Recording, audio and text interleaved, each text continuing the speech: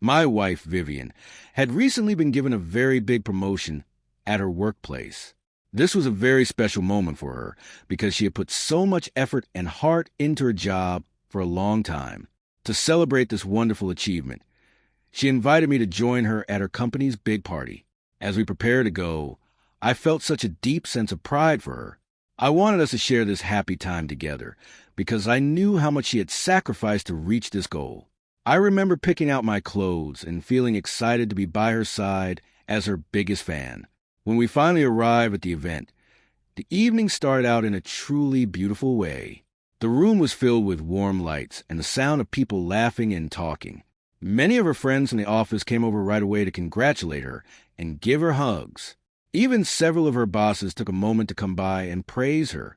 They talked about how much value she brought to the team and how much hard work she had put in over the months. Seeing her so happy made me feel wonderful. Vivian was smiling from ear to ear, and she introduced me to every single person we met as her husband. In those early moments, everything felt very nice and very normal. It felt just like any other happy night we had shared together as a couple. I felt like we were a strong team, and I was so glad to be there to support her. Later on in the night, a small group of us gathered around the bar area to get some drinks and have a chat. It was a relaxed setting, and everyone seemed to be having a good time. One of the men she works with, a man named Derek, looked at Vivian with a playful look on his face. He asked her in a joking way, "Wait a minute, Vivian, are you actually single?" It seemed like he was just trying to be funny or start a little bit of lighthearted conversation. A few of the people who were standing nearby started to laugh at his joke. I watched as Vivian laughed along with them, her face bright and cheerful. I was standing right there beside her, watching her and listening to every word that was being said. I didn't think much of it at first, but then Derek said something else that caught my attention. He added, "I am asking you this because nobody ever told me that you were actually married." The other people in the room laughed again, waiting to see what she would say. I looked over at Vivian, fully expecting her to speak up and set the record straight. I thought for sure she would say something like, "Of course I am married, and here's my husband right here." I waited for that moment of connection, that simple acknowledgement that would show we were together. But that is not what happened. Instead of saying she was married, she just gave a shy and very awkward little smile. Then she looked at the group and said two words that broke my heart. "It's complicated." Hearing those two small words changed everything for me in a single heartbeat. It felt like the air had been kicked out of my lungs. I really did not expect her to say something like that, especially not in front of me. We had been married for 7 long years. In those 7 years, we had built a life together, shared a home, and made so many promises to one another. Usually, when people use a phrase "it's complicated," it means something very specific. It usually means that a couple is living in separate houses, or they're very unhappy and fighting all the time, or perhaps they're even thinking about getting a divorce. But for us, that wasn't the case. We had not talked about any of those things. We hadn't even discussed the idea of being apart or taking a break. We were living together as a married couple every single day. Seeing her say that was like watching a stranger pretend they didn't know me. Derek looked over at me and let out a nervous little laugh. It was the kind of laugh people make when they realize they might have said something they shouldn't have.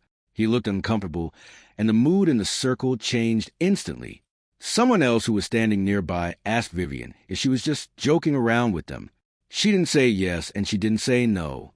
Instead, she just shrugged her shoulders as if she didn't have an answer to give. I took a very slow and very deep breath to try and keep myself calm. I looked around the room at all the faces of the people who were watching us.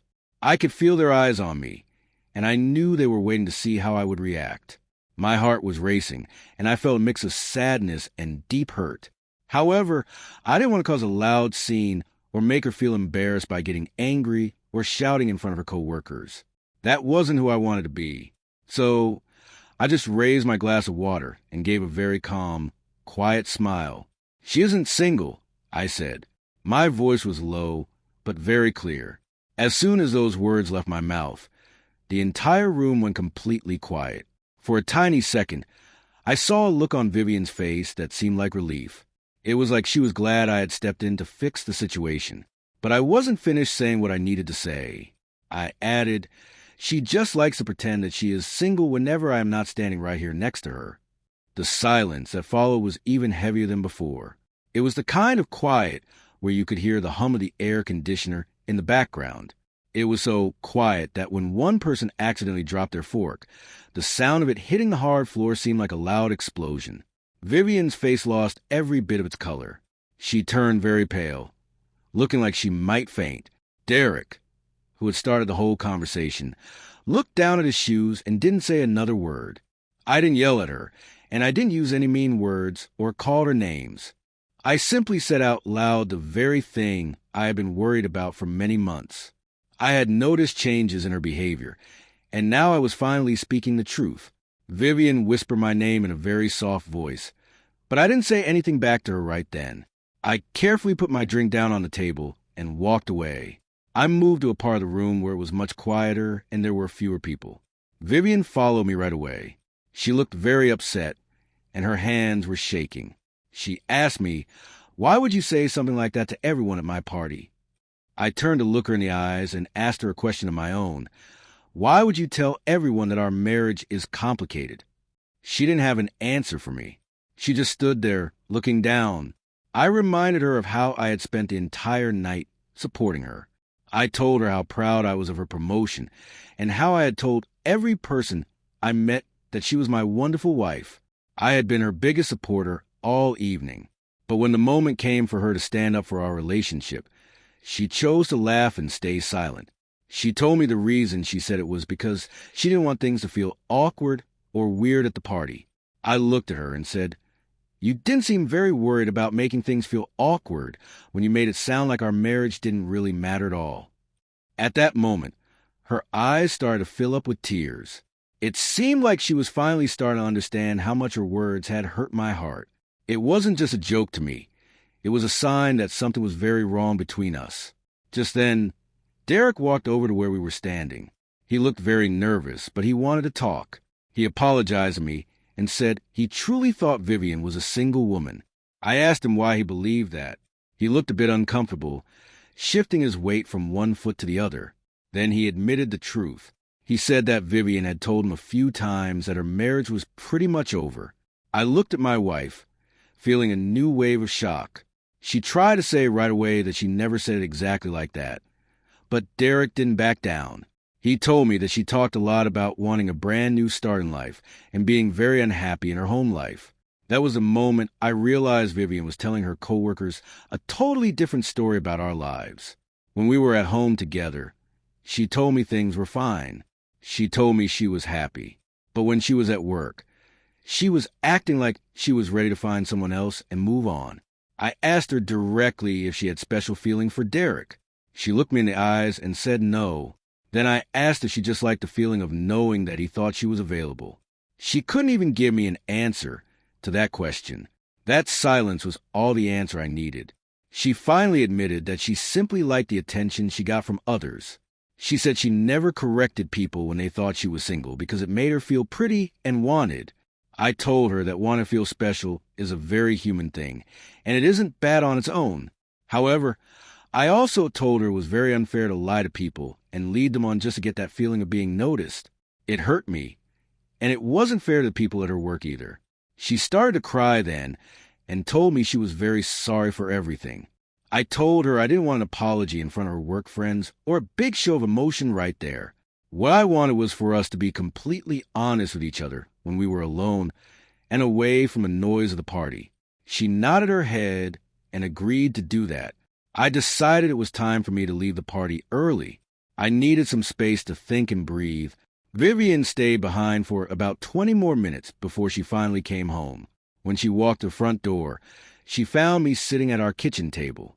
The house was quiet, and the lights were low. As soon as she saw me, she started to apologize again. I looked at her and asked the most important question on my mind. "Do you still want to be married to me?" She said yes without waiting. Then I asked her if she was actually happy. This time, she waited a very long time before answering. Finally, she said she didn't know. That answer was very hard to hear. It hurt more than anything that happened at the party. I told her that I could handle the truth about her being unhappy, even if it was painful. What I could not accept was her talking about our problems with strangers instead of talking to me about them. I needed her to be on my team. She promised to explain everything to me, and I told her I was ready to listen to her heart. Vivian began to open up and tell me she'd been feeling very sad and lonely for almost a year. She said I was so busy with my own work that she felt like I had forgotten about her and her needs. Instead of coming to me and talking about how she felt, she went looking for attention from other people at her job. Derek was one person she had talked to, but she admitted she had flirted with others too. Hearing this made me feel very sad. I realized that I had not paid enough attention to her feelings, and I took some of the blame for that. I admitted that I should have been more present. But I also told her that feeling lonely was not a good reason to pretend she was single or to tell people our marriage was over. She agreed with me. We decided that we needed help to fix this. We chose to go to marriage counseling so we could talk to a kind expert. This person could help us understand each other better before we made any big choices about our future. I also decided to talk to a lawyer in private. I wanted to know what would happen if we ended up living apart. I didn't do this to be mean, but because I wanted to be prepared for anything. Vivian understood why I did that. The time we spent in counseling was not easy at all. It was very hard work. We had many big arguments and very difficult talks that left us both feeling tired. There were many times when we both felt like giving up and walking away because the pain felt too heavy. But slowly, bit by bit, things started to get better. Vivian stopped looking for other men to make her feel good about herself. She started telling me directly when she was feeling lonely or when she needed more of my time. On my end, I learned how to really listen to her.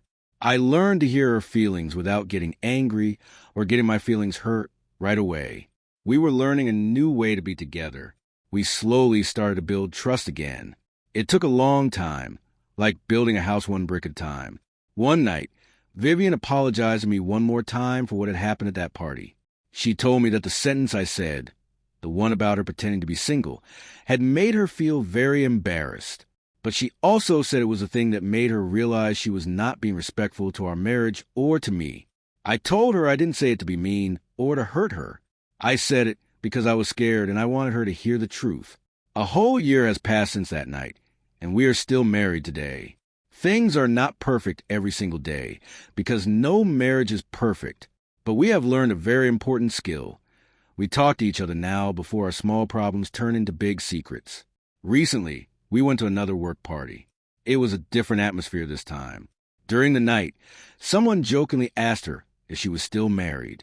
This time, Vivian did not hesitate for even a second. She gave a warm smile, reached out, and held my hand very tightly. She looked at the person and said, "Yes, very much so." Everyone laughed in a kind way, and this time I had a real, happy smile on my face, too. Later that night, as we were driving home, she told me she still remembers the night I said that one sentence. She said she never forgot the heavy silence that came after I spoke. I told her that I hadn't forgotten it either. That night was very painful, but it taught us both a lesson we will never forget. We learned that a marriage can survive the hardest truths, but it can only stay strong when both people are brave enough to stop pretending and start being honest with each other every single day. My wife and I have come a long way since that difficult night, and while it was one of the hardest moments we ever faced, it forced us to look at the reality of our relationship. We were drifting apart in silence, and that one moment at the party acted like a wake-up call for both of us. It was as if the universe decided we couldn't hide from our problems any longer. By standing up for the truth, even though it was painful, I invited honesty back into our home. Vivian, through her own journey of healing, realized that the attention of strangers could never replace the deep, committed love of a partner who truly knows her. We are more careful now with each other's hearts. We make time for small dates. We put our phones away at dinner, and we check in on how the other is feeling almost every day. It isn't always easy, but it is always worth it. I am thankful for that silence now, because it was the beginning of our new life together.